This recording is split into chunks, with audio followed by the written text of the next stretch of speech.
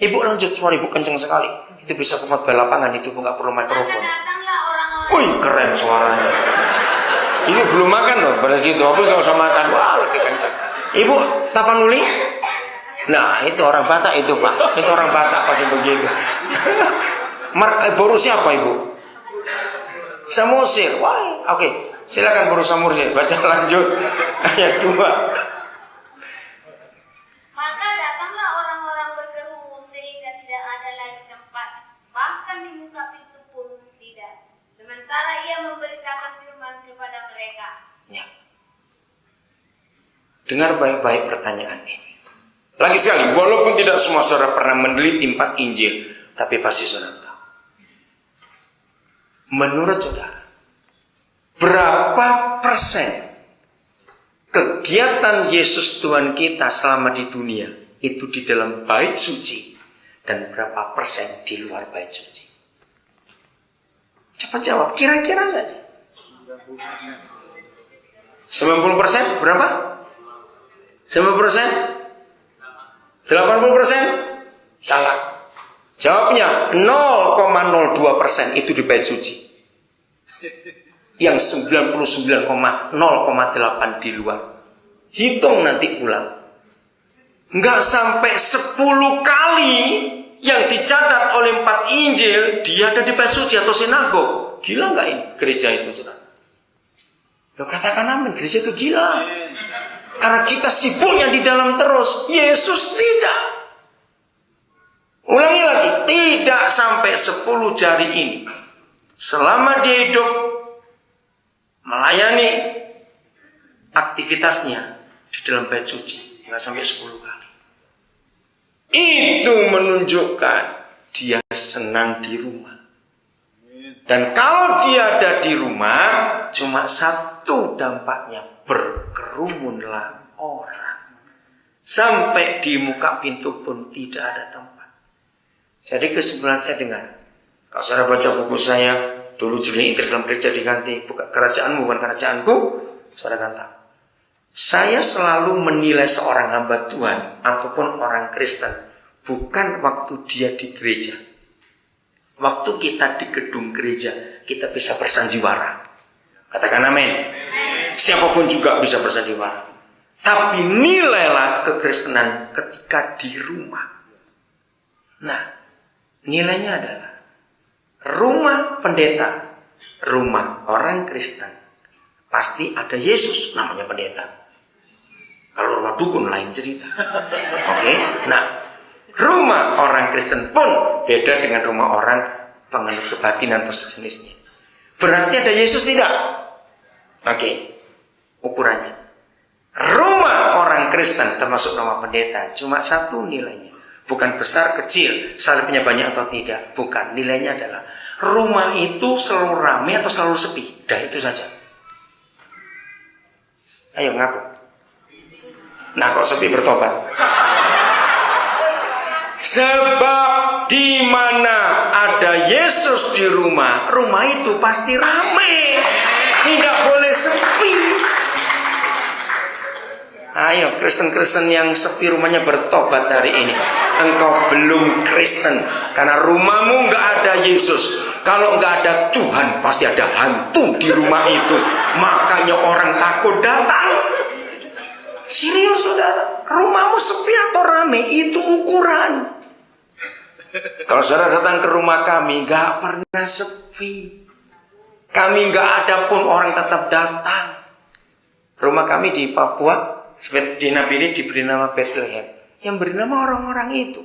Kenapa nama Bethlehem? Saya juga tanya, kenapa kamu beri nama rumah ini Bethlehem? Bukan kami yang memberi. Sebab mereka bilang selalu ada makanan di situ. Rumah roti. Oh, jadi begitu. Memang istri saya tuh senang masak, saudara. Dia kalau masak nggak cuma untuk kami berdua, karena rumah kami selalu ramai. Selalu ada orang. Maka itu ketika saya mau menikah, itu almarhum Om Damaris datang. Pak Bambang Budianto ketua pesat datang sebelum menikah. Kenapa? Mereka berkata, kalau kamu sudah menikah, kamu jangan hidup seperti ini, kasihan istrimu. Maksudnya? Karena saya suka nampung orang. Oh, nggak bisa. Itu sudah kontrak saya dengan dia. Saya bilang begitu. Sebelum menikah saya bilang, Pak, kamu kan ikut saya ke Indonesia dan kamu tinggal rame-rame. Dia pertama kaget, rame-rame itu berapa orang? Rame pokoknya, saya bilang. Dan rame betul sampai hari ini nggak pernah sepi. Saya bilang pada Om Damari, saya bilang pada Pak Bambang, kalau dia nggak mau gitu nggak jadi nikah, saya bilang, karena itu kontrak kami. Sampai hari ini, di mana ada Yesus, orang berkerumun. Maka itu saya nggak setuju kalau pendeta rumahnya pakai satpam. Saya marah sekali. Loh serius? Kalau ada pendeta rumah pakai satpam, dosanya 4 kali lipat. Catat, dosa pertama dia menghina malaikat. Siapa lebih sakti, satpam atau malaikat? Oke? Dosa lipat kedua adalah kalau orang datang pasti tersortir karena ada satpam. Lo betul tidak? Nomor 3, kenapa pakai satpam? Berarti hartanya banyak di rumah. Padahal Yesus bilang, hai orang kaya, jual hartamu bagi pada orang miskin. Nomor 4, dia cari aman buat dirinya sendiri. Rumahnya bukan jadi tempat pengungsian buat banyak orang.